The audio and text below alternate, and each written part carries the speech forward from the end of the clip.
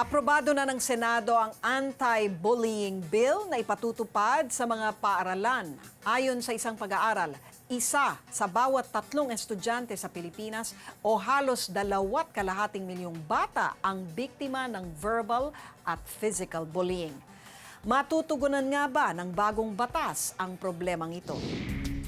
Kamakailan lang naging laman ng headlines ang pagpapatiwakal ng 12 taong gulang na Filipino-American student na si Gabriel Molina. Ang itinuturing na dahilan, ang naranasan niyang cyberbullying at bullying sa pinasukang eskwelahan. Hindi nalalayo ang kwento ni Gabriel sa karanasan ng second-year high school na si Nikki, hindi niya tunay na pangalan. Dumadating po ako sa room, lagi nang aasar, nagtatagi sa mga gamit ko. Maitim, mataba. Bigla na lang pong ginupit yung ilalim ng buhok ko. Pagdating ko po, wala na yung cellphone ko, yung wallet ko, wala na laman. May galit po, tapos may halong lungkot kasi di naman po ako ginagano ng magulang ko. Bakit sila ginanon po ako? Hindi niya lubos maisip na nakakaranas siya ng ganitong klaseng pang-aapi. Dahil sa mga naranasan niya, ninais na niyang mag-drop sa eskwelahan. Natatakot po para sa akin na sa bukas kasi wala naman po tayong kasiguraduhan kung mangyayari po ulit yun o hindi. Nakilala rin namin si alias Danilo. Sa aming panayam sa kanya, inamin niyang tampulan siya ng tukso dahil sa pagkapandak niya.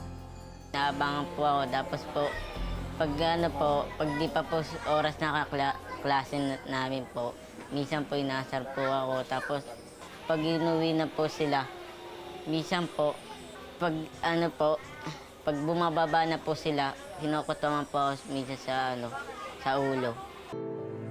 Ayon sa kanyang ina, laging umiiyak si Danilo tuwing umuuwi sa kanilang tahanan. Sa edad na 14, nasa ika-5 grado pa lang siya sa elementarya dahil ilang beses din siyang huminto sa pag-aaral. Ayaw na, kahit anong ko sa kanya, anong pilit ko, ayaw na talaga niya mag-aral. Kasi lagi daw siya inaano ng mga bata doon, tinutukso. Gusto niya talaga pumasok sa school. Gusto niya mag-aral kasi para daw matuto siya. Isinulong ng Kamara at Senado ang batas na maaaring makasugpo nito, ang Anti-Bullying Act of 2012. Hindi pa man naisa sa batas ang panukalang ito, agad na itong nakitaan ng butas ng Executive Director ng Coordinating Council of Private Educational Associates na si Attorney Joseph Noel Estrada. Hindi raw kasi malinaw ang kahulugan ng bullying dito. For example, a student punching a fellow student, yun ay bullying na kaagad under the definition under the proposed bill. Hindi naman ganon, no? And taking into consideration its nature, no? Kasi under the proposed bill, no? What qualifies certain acts is the place where those acts, no, were committed or are committed. So parang once na ginawa siya in a school setting or a school environment, bullying na kaagad. Pero imbis na ang nagkasala ang paparusahan, ang eskwelahan pa pala ang direktang mananagot dito. Kasi nga, ang sanction is on the schools, the erring schools. Hindi naman dun sa perpetrator ng act of bullying. So kaya ganyan, administrative sanctions yan. Pero in terms of liabilities ng mga taong involved, wala dun yun. Because the sanction to sa proposed bill is on the schools. Bagamat pabor ang DepEd sa bill na ito, nakikitaan pa rin ito ng problema. Kulang kasi ang bilang ng mga tauhan sa paaralan na magpapatupad ng panukala. Well, una-una yung capacity building. Sabi kasi rito sa anti-bullying bill ay kailangan daw magsagawa ng malawakang training ang DepEd. Kulang ang ating licensed guidance counselors. Napakahirap ng requirement para maging licensed guidance counselors. Ayon kay Congressman Rodel Batocabe, isa sa mga may akda ng bill, sa kabila ng kakulangan, importante pa rin na maipatupad ito at magdoble kayod ang mga kinauukulan. There should be a conscious effort among parents, children, school officials to inculcate the bad effects of bullying among our children. Bago pa man ang panukalang batas na ito, nagpatupad na taong 2012 ang DepEd ng Order No. 40 o Child Protection Policy na layunin ding supoy ng iba't ibang klase ng pang-aabuso sa loob ng paaralan. Sa katunayan, umabot na sa mahigit 900 ang kaso na kanilang natanggap, kung saan 78% rito ay dahil sa bullying. Kaya naman importanteng maisabatas na raw ito dahil ang DepEd order ay mababang antas lang. Masaya, magiging panatag po ako sa tuwing papasok ako kasi wala na yung mga nambubuli, mababawasan po sila. Tapos pagkapapasok kami mga nabubuli nila, masaya, malaya kami kung ano yung nagagawa namin. Habang nagdedebate pa ang mga nakakatanda at hindi pa man ganoon kaperpekto ang panukalang ito, para kina Nikki at Danilo, malaki ang kanilang pag-asa na masosolusyonan nito ang problema sa bullying. Ako po si Mayan Los Baños nag-uulat para sa Reaksyon.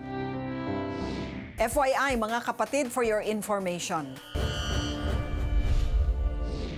Ayon sa Philippine Institute of Volcanology and Seismology o PHIVOLCS, lumipas na raw ang 200 taong palugit kung saan base sa kasaysayan may nagaganap na malaking lindol sa Maynila. Ibig sabihin, maaaring mayanig ang lungsod ng isang magnitude 7 na lindol anumang sandali.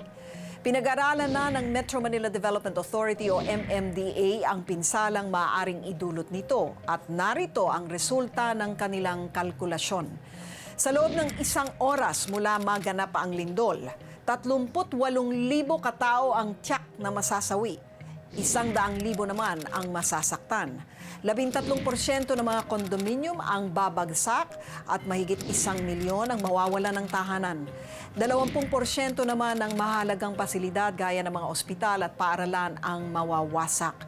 Dahil dito, inilunsad na ng MMDA ang O-Plan Metro Yakal, ang magiging plano ng pagresponde sakaling maganap na nga ang naturang lindol. Ayon sa plano, hahati ng lungsod sa 4 na sektor para sa paglikas o evacuation. Ang Northern Sector sa Veterans Golf Course sa Quezon City lilikas. Ang Southern Sector sa Villamor Golf Course sa Pasay City. Ang Eastern Sector sa Wakwak Golf Course sa Mandaluyong at ang Western Sector naman sa Intramuros Golf Course pupunta.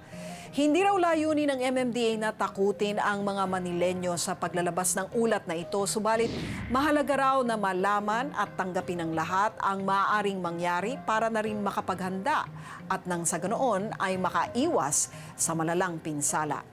Kung walang magsasabi, walang mangyayari. Ang opinyon mo, pinakikinggan, pinag-uusapan dahil ang bawat balita may katumbas na reaksyon. Ako po si Lucy Cruz Valdez. Magandang gabi po sa inyong lahat.